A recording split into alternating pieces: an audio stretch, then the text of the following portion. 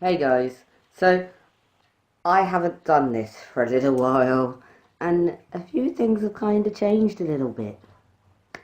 So, let's get straight to it. So, the last time I spoke to you, I had just got my surgery date through for top surgery, which was the 13th of June 2016. We are now the 14th of November 2016, so I am 5 months post-top surgery. I will show you my chest in a second. I had surgery with Professor Drew down in Cornwall. He operates out of St Michael's Hospital, which is down in Hale, which is right down the bottom. And I couldn't be happier. I went in for surgery with like the whole clan. Where my other half, my best friend, my sister and my mum. So there's 4 of them sat around with me waiting for the big moment. We had to be there for 7 o'clock in the morning on the 13th, which is fine because I stayed at my mum's the night before, which wasn't too far away, so it was all good. So I had to be there for 7 o'clock in the morning. Got there, fine. Got showed up to the ward. There were 2 other guys having surgery as well as me that day. So we were all in a little ward together because we were friends. So yeah. Now the original plan on the way it was meant to work and the list is I was meant to be first. The guy next to me I think was meant to be second, and the guy opposite me was meant to be third, which was fine. It didn't work out that way though, did it? It turns out that the bloods I had done at my doctor's a few days before that, for surgery, somehow managed to vanish into thin air. Just poof, gone. I rang them to check that they had the bloods and they told me yes. Got there on the Monday, no bloods to be seen. So the nurse came round to do bloods and stuff. She did the guy next to me first and then did mine eventually, but mine was after like we'd fought with the fact that you had my bloods, you've got them, what are you talking about, sort of thing. Anyway, so because of this blood fiasco, the guy opposite me went in first. Then we were told still, because of the blood situation, that the guy next to me was going second and I was going to go last. Fine. As for why we had to be there at 7 o'clock in the morning, I don't know. The guy opposite me went down at lunchtime. I think I went down at about 2ish, maybe. I think it was 1:30, 2ish. I didn't even look because basically we were told it was that order. The guy had gone down, fine. I was sat waiting, still dressed. All of a sudden, this anaesthetist comes up and goes, "Ricky, come on then." And I was like, whoa, 1 minute. I thought he was next. I don't know what's going on. Quickly got undressed into the little gown thing they put in you. Put on you, not in you. That'd be a bit strange. And yeah, gave the last hugs and stuff. People start crying and then it was like all emotional. There's a picture in a minute that you'll see. Yeah, all good. So yeah, went down for surgery. I think I was in there quite a while, because as I said, I decided on the pedicle, so my nipples were being resized, kept attached to the stalks, and then like poked through a little hole in my chest, and yeah, so double incision as well, which is fine. But I was down there for a little while. It took me a little while to come back round from the anaesthetic. I've always had I think I'm always like that really, a lot of the time. Whenever they put me to sleep, it takes me a little bit longer to kind of get going again. So I think I was down, I think I came back up about 6, 7ish. So yeah, quite a while. Got back up on the ward and all was great. It was amazing. Just looking down and seeing that it was all gone, mind blown. It was amazing. When we're going round the corner, alright? Just a little way. Just while we set you up. Steve Fan Club. So healing was going all well.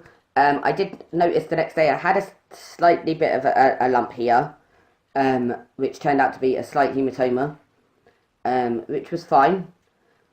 My left side perfectly fine, healing completely fine. I came home and I had 6 weeks off work and was in dressings for pretty much all of that time. I think I got to, it was about 5 weeks, and that's when my dressing came off this nipple. All of this side, do you know what, it's easy if I just get my top off and I'll show you. This is my chest. I'm really happy with my results. I'm going to pick you up and show you properly. Now this side healed perfectly fine. This nipple works completely fine. All of this scar, it's slightly pink now. I mean, I am applying bio oil daily, and normally you can't really see it. If you notice here, I have a slight dog ear this side. And there's a little tiny bit of fat here, which it's all good. Now this side is another story. As I said, I had a hematoma this side. So you can see, if I look at it like that, that it's still slightly swollen. If I show you here, kind of thing, there, all the way down here, it's pretty solid. Now, sorry, I've got a message come through at the same time. What my surgeon has done, because I've been down to see him again, and now that I'm nearly 6 months, he can go in and revise it for me. He's going to take this out, because what he's saying is, what's happened to, and this nipple has slowly come back to life, but it's more indented, but he thinks, yeah, again, it's because of this here. Now, what he thinks is wrong with this bit here, let me put a top back on a minute. I'll top back on, it's a little warmer. What he's saying is going on this side is, where he's kept the pedicle attached, it's fat narcosis. So basically, it's dead fat in under here, which is solid.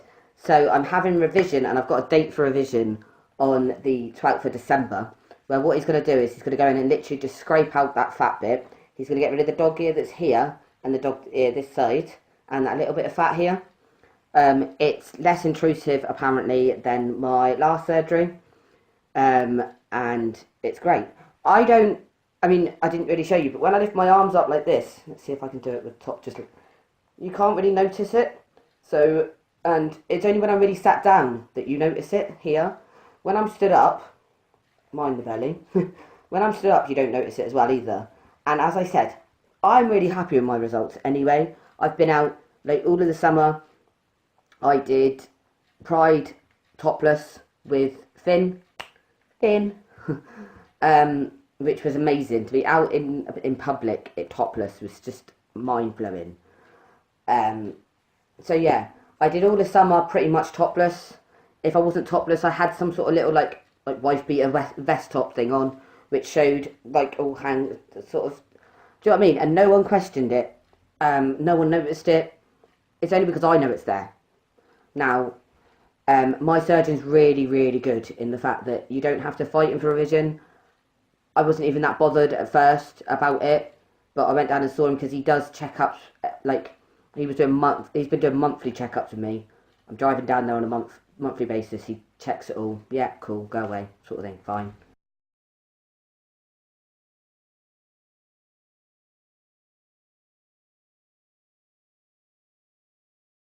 So yeah, sorry, the phone keeps doing some random thing where it kind of dies for a little bit and then goes back to life again. Hence the stopping starting. Anyway, yeah, he did he's really good. He does regular checkups. He was the one who told me he'd be doing my revision before I'd even noticed anything. He noticed my dog ears before I did. Pretty much, like, really on the ball. I think he's amazing. I would recommend anyone go see him. I've seen results of his. I think the thing is as well with his results, because of where he is, you don't hear about him a lot. And you don't see a lot of his results, hence why I'm now doing my little catch-up thing. Yeah, so I'm having revision done on the 12th of December, which I will try and update and try and remember to update this, because it's been a while, as I said. General other things that have changed, you can't really see it in this lighting down there, but I have a bit of a, I'll put photos up in a minute. I shaved the other day so it doesn't look that bad. Facial hair's come in really well. I am now 18 months on testosterone, and it's great. There's not really a lot of changes that happen, sort of thing, I don't think. I have my injections. I'm still on the video. I have them once every 3 months, and yeah, it's all been great, really. Get an update in a minute in regards to my GRC and applying for one of them, which is a bit of a ball ache. especially when you see only certain doctors at the Laurels. But as I said, I'll do that in a minute. I'm going to try and sort of update a bit more now that sort of life has slowed down a little bit, and sort of just do general stuff rather than just transition based stuff. I mean, the transition's great and updating about that is amazing, but it's nice to see that people have a life. Yeah, so I'm going to do some more updated things. I'm going to try and add subtitles or me in the corner signing on all, like, trying on most of my videos, because there are a couple of guys I know that are deaf that don't know about updates and stuff. So yeah, that's about it really. I'll try and do a little update in a minute in regards to GLC and life in general, and getting married next year. So yeah, I think that's it for about now. If you've got any questions about Professor Drew and his work and how to get hold of him and stuff, send me a message. I can message people back. I can add me on Snapchat if you want. If you message me, I'll send you my Snapchat username thingy majiggy. I'm on Instagram and stuff as well. So yeah, if you want to get any updates or ask anything in general, feel free to ask and I'll see what I can do. Cheers guys.